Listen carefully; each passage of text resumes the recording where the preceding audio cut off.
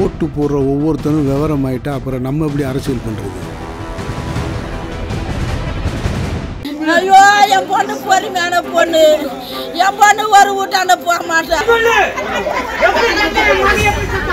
தாழ்பால் போடப்பட்ட ரூம் கதவு, பெண் காவலர் எடுத்த விபரீத முடிவு, தந்தை சொன்ன அதிர்ச்சி தகவல்கள், திருமணமான ஒரே ஆண்டில் சோகம், வெளியாகாத திருப்பத்தூர் மர்மம். திருப்பத்தூர் மாவட்டம் வாணியம்பாடிக்கு அருகே அமைந்துள்ளது கொட்டாவூர் கிராமம். இந்த பகுதியைச் சேர்ந்தவர் முரளி. இவரது மகள் புவனேஸ்வரி. இவருக்கு வயது 23. திருப்பத்தூர் மாவட்ட காவல் கண்காணிப்பாளர் அலுவலகத்தில் 100 எண் காவல் பிரிவில் பணியாற்றி வந்தார். இந்நிலையில் புவனேஸ்வரிக்கும் ரெட்டியூர் பகுதியைச் சேர்ந்த சுதாகர் என்பவருக்கும் கடந்த ஓராண்டுக்கு முன்பு திருமணம் நடைபெற்றது.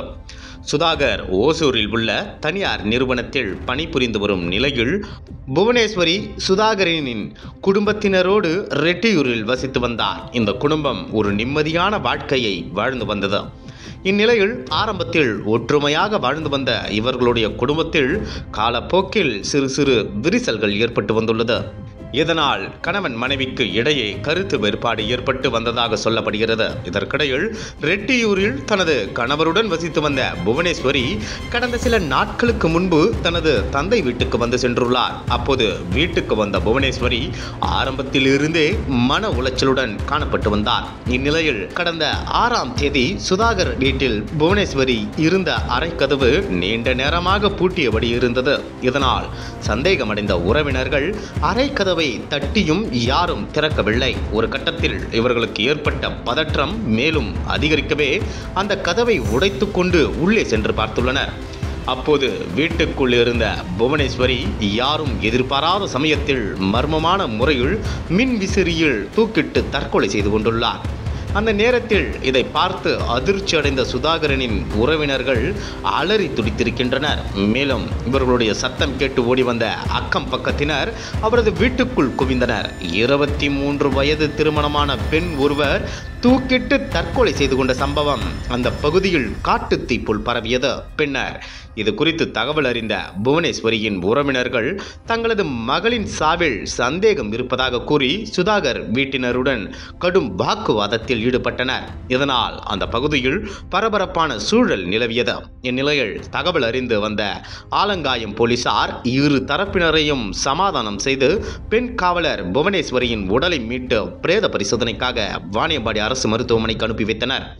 இதையடுத்து சுதாகர் தனது மகள் புவனேஸ்வரியை கொடுமைப்படுத்தியதாக அப்பெண்ணின் தந்தை முரளி ஆலங்காயம் காவல் நிலையத்தில் புகார் அளித்துள்ளார்.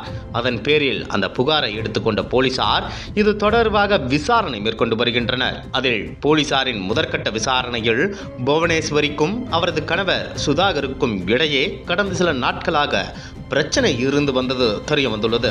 தொடர்ந்து இந்த வழக்கை சந்தேகத்திற்குரிய மரண வழக்காக பதிவு செய்து விசாரித்து வருகின்றனர். அதில் மனைவி இறந்த தகவலை தெரிந்து கொண்ட கணவன் சுதாகர் அதிர்ச்சியில் மயக்கமடைந்து அரசு மருத்துவமனையில் சிகிச்சை பெற்று வருகிறார். அங்கு அவரிடம் போலீசார் விசாரணை மேற்கொண்டு வருகின்றனர். அதே வேளையில் திருமணமாகி ஓராண்டுகளே ஆன நிலையில் வருவாய் கோட்டாட்சியர் தலைமையிலான அதிகாரிகள் விசாரணை நடத்த உள்ளனர். குடும்ப பிரச்சனையால் புவனேஸ்வரி தற்கொலை செய்து கொண்டாரா அல்லது வேறு ஏதேனும் காரணமா என்பது குறித்து துப்பு துலங்கி வருகின்றனர்.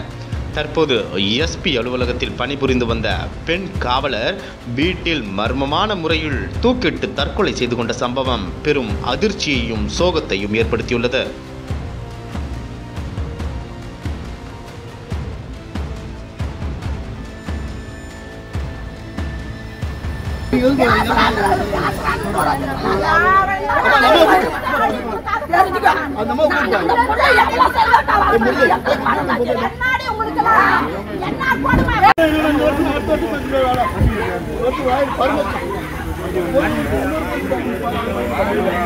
தமிழகத்தின் அரசியல் புலனாய்வு வரலாறு நக்கீரன் பப்ளிகேஷன்ஸ். இந்த கோடை விடுமுறையை புத்தகங்களுடன் கொண்டாடுங்கள். கோடை காலத்தை முன்னிட்டு ஏப்ரல் 23 முதல் மே 30 வரை நக்கீரன் வெளியீடுகளான அனைத்து நூல்களுக்கும் 25% சிறப்பு தள்ளுபடி. புத்தகங்களால் கோடையை கொண்டாடுவோம்.